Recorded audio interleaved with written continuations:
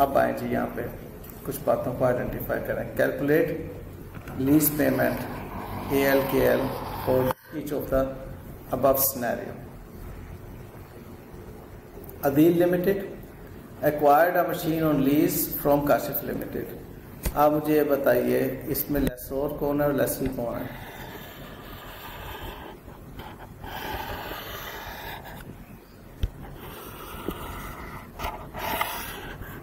जी बताएं, लेसोर और लेसी। जी जी ये कौन है? ये लेसोर और Lesi.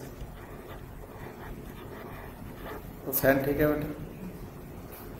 On following terms down payment 5 million, fixed payment है, शामिल होगी।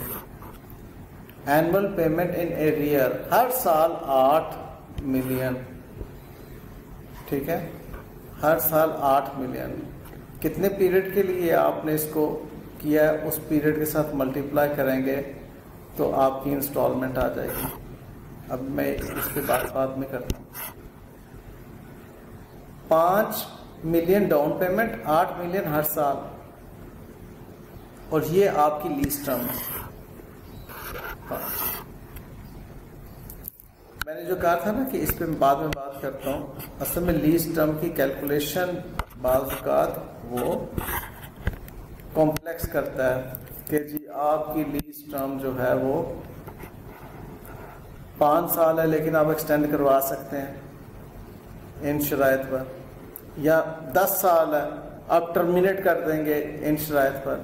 तो लीज टर्म आपकी एक्सटेंशन या टर्मिनेशन की वजह से जो इम्पैक्ट आता है, बाज़ सूरतों में उसको शामिल करके या बाज़ सूरतों में लेस करके आप फिर लीज टर्म बनाते हैं। तो बहरहाल एनुअल पेमेंट को आपने लीज टर्म के साथ मल्टीप्लाई करना है। तो आपके पास जो लीज पेमेंट की बात आएगी वो 45 मिलियन की आ गई लीज पेमेंट। तो अब आप जरा एक चीज़ देखिए कि अभी हमने क्या कैलकुलेट किया, फिक्स्ड लीज पेमेंट कैलकुलेट की 45 मिलियन। सही है यासिर?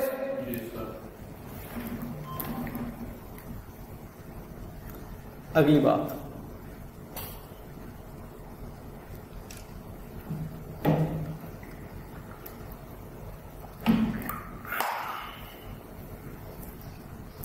अब वेरिएबल ढूंढनी है अपने अगेंस्ट में यहाँ पे। In addition to above information consider the following 3 independent scenarios. AL has guaranteed residual value of 10 million, although it expects to pay nil as machine has expected residual value of 15 million. कहता है कि उसकी residual value already उसने 15 million workout कर ली हुई है कि उसको पैसे 15 मिलियन रेजिडुअल वैल्यू के कहाँ से रिकवर होंगे। तो इसका मतलब है अगर वो कह रहा है कि मैं 10 मिलियन गारंटी करता हूं तो उसने कुछ भी नहीं देना, क्योंकि ऑलरेडी लेसोर को 15 मिलियन जो है वो मार्केट से मिल रहा है, उसने वर्कआउट कर लिया। AL has guaranteed residual value of 10 million, although it is expected to pay only 3 million as machine has expected to have a market value of 7 million at the end of the lease term. उसने कहा जी मैं 10 million आपको देता हूँ, 7 million recover होगा उस asset का residual value जो उसको ऑलरेडी गारंटी हो चुका हुआ थर्ड पार्टी से। आप इसको कहो, सॉरी,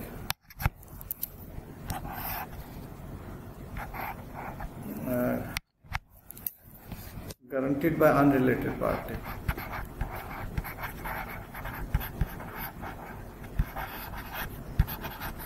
अनरिलेटेड पार्टी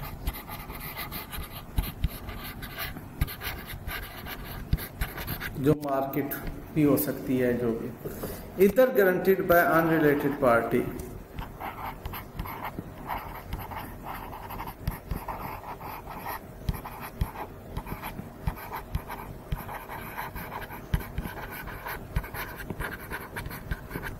ठीक है, तो आपकी तरफ से कितना जाएगा? 3 जाएगा। अगर मैं इसको थोड़ा यहाँ पर एलैबोरेट करता हूँ। ₹15 million guaranteed residual value by unrelated party।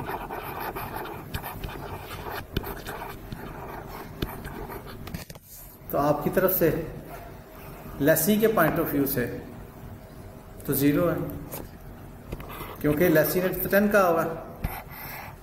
अब लेसी ने 10 का है, लेकिन ₹7 million guaranteed residual value by unrelated party। उसने कहा हुआ कि 7 हम देंगे, तो आपके पल्ले कितना आएगा? आप लेसी हैं, लेसों की तरफ से 3 जाएगा। अब कहता है AL has not guaranteed any residual value, however M Limited has guaranteed KL to purchase the machine at the end of lease term at 13 million if KL so desire। आपने AL has not guaranteed any, उसने कहा जी कि I am sorry मैं कोई guarantee नहीं करता, तो आपकी तरफ से तो नील गारंटी है। सारी की सारी गारंटी जो है वो 13 मिलियन की अनरिलेटेड पार्टी से, ठीक है।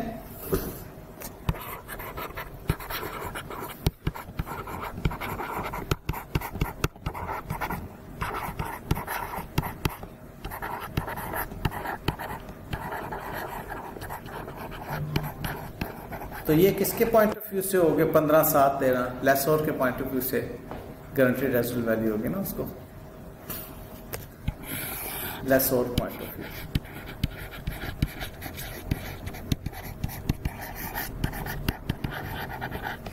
हम कैलकुलेट कर रहे हैं lease payment of AL and KR।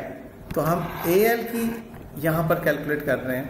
AL की इस केस में 45, इस केस में 48, इस केस में, क्योंकि AL की गारंटीड रेजिडुअल वैल्यू यहां पर एक केस में 3 बन रही है, एक केस में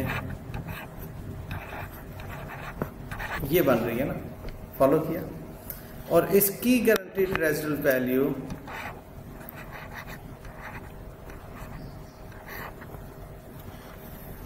पंद्रह, 7 और 13, 15, 7 और 13 बन रही है। आइए इधर नीचे देखें।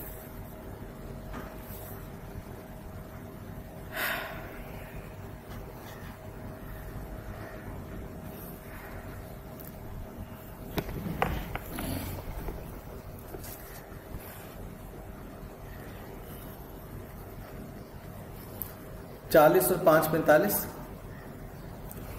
और 0 45, ये AL की उसने यहाँ पे किया, और ये इधर 3 और, ठीक बात।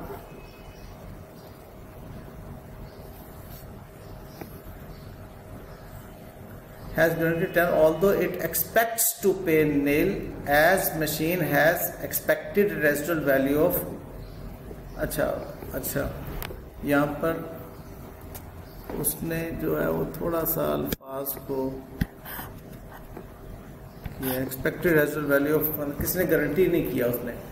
अगर गारंटी होती उसको 15 तो फिर आप उसकी वो 15 शामिल कर रहे हैं, लेकिन आपने उसको 10 गारंटी कर दिया है आपकी तरफ से, और nothing has been guaranteed by the third party है इसके अंदर।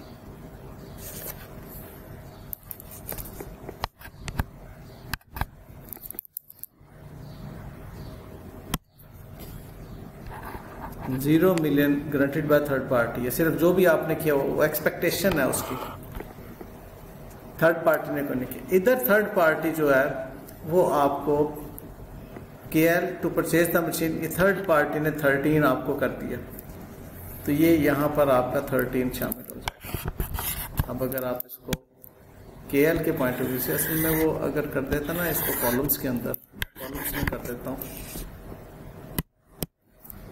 जिंदगी थोड़ी सी आसान हो जाएगी। AL और KL के पॉइंट ऑफ व्यू से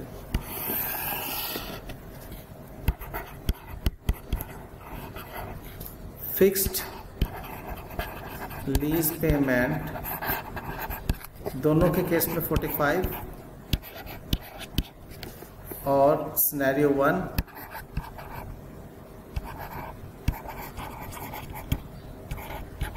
सिनेरियो 2 एंड सिनेरियो 3।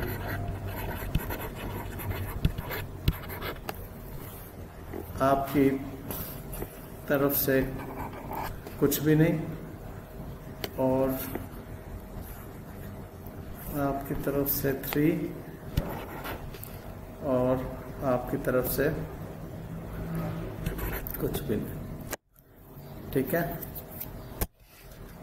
इस केस में AL की वर्किंग जो है 45 आ रही है, 48 एंड 45। ठीक बात। इस केस में उसको टोटल जो भी मिल रहा है by AL and by unrelated party, जो भी मिल रहा है AL से मिल रहा है, अनरिलेटेड पार्टी से कुछ नहीं मिल रहा। तो AL और अनरिलेटेड पार्टी से मिलके जो 10 टोटल उसको जो मिल रहा है 55 लीज पेमेंट्स का मिल रहा है। इधर बाय AL वो कह रहा है कि जी 3 देगा और अनरिलेटेड पार्टी ने 7 उसको कहा हुआ, टोटल 10 मिल रहा है, 55 45 और 10 55। और इधर कह रहा है कि मैं कुछ नहीं दूंगा, जो भी देगा वो अनरिलेटेड पार्टी देगा। तो बात आ जाती है 58। बहरहाल ये दोनों तरह से वर्किंग आपके सामने है, आपको जो समझने में आसान लगे। ओके।